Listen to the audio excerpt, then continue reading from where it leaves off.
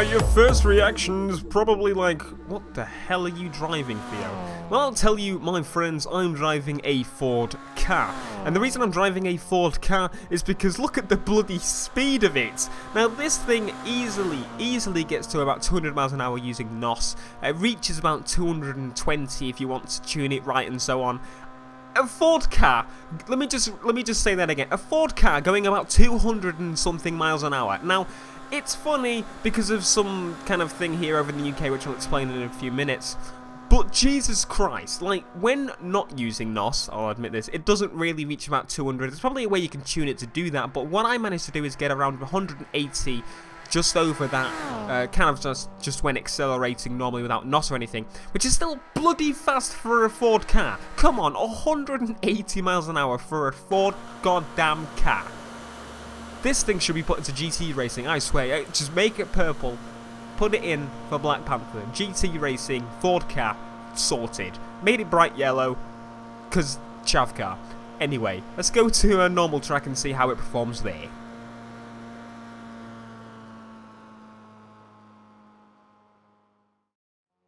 So we are on the track now, driving the Ford Ka, and something tells me that this competition was not expecting a 200 miles an hour Ford Ka to come onto the track, because look at them, the poor bloody things, look what they're driving!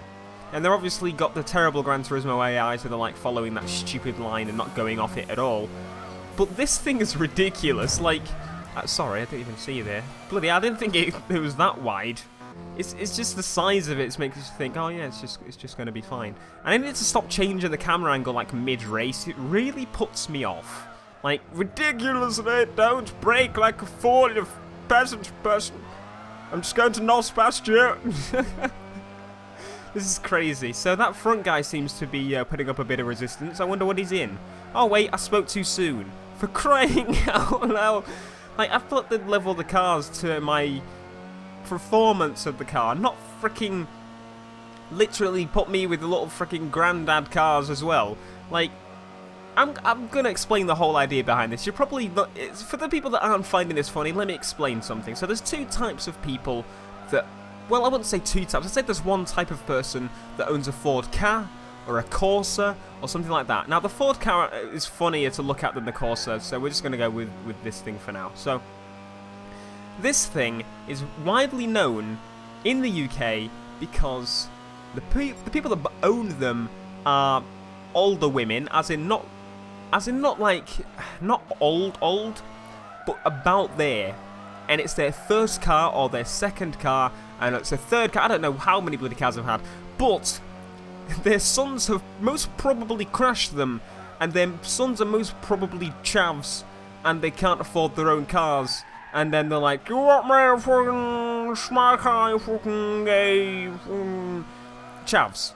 That's basically who drives a Ford Ka and a Corsa and stuff like that. So,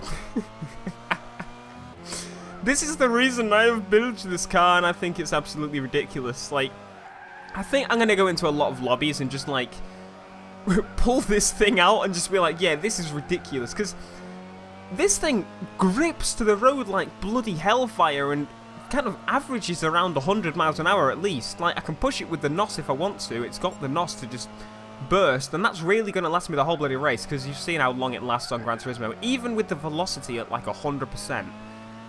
Look at that. I can't even think of any bloody car that does that. And a little freaking Ford Ka's doing it. I really wish they'd put some proper AI in it though, like they leveled it to me. Because like in Shift 2, for example, to put it up against me, what they decided to do is, in like, you know, the smart car, they actually put cars that were leveled to my performance rather than anything else. Look, I'm just throwing this thing around the corners, flying out, getting back into about 100 miles an hour, as if it's born to do it. Now, was the Ford Ka originally designed to be some crazy beast? Apparently so. Like this is insane. Let's just look. I want to see somebody like a drift build of a Ford Ka. That would be absolutely insane. You know, I might try that myself. I highly doubt it's possible in Gran Turismo. But I mean, something more like arcade would probably be ridiculously funny if you could drift a Ford car. But it would have to be something ridiculously arcade for him to be able to do that.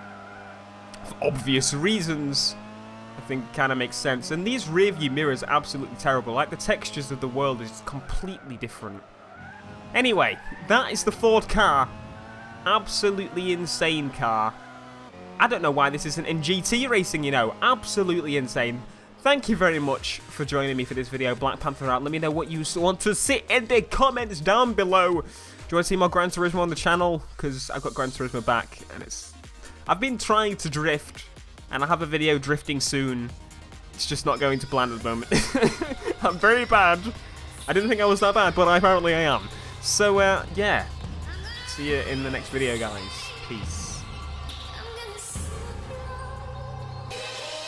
Anyway, look at those little bunch there in their bangers. They're actually quite low-class cars, aren't they? But these things... Is this fair? Here we go. Okay, I expected it to be a bit quicker to launch, but here we go. Dominate, my friend. Oh my god, it doesn't turn.